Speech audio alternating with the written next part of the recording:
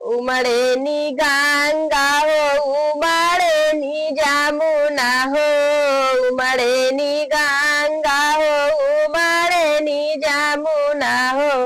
आज उमड़े करारे की माटी हाँ सीताराम से भजो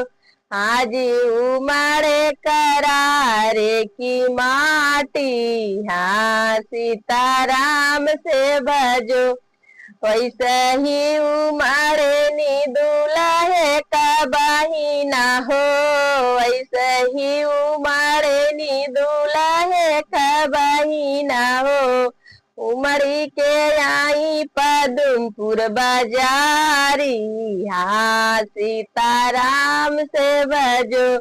हाजी उमड़ी के आई पदमपुर बाजार।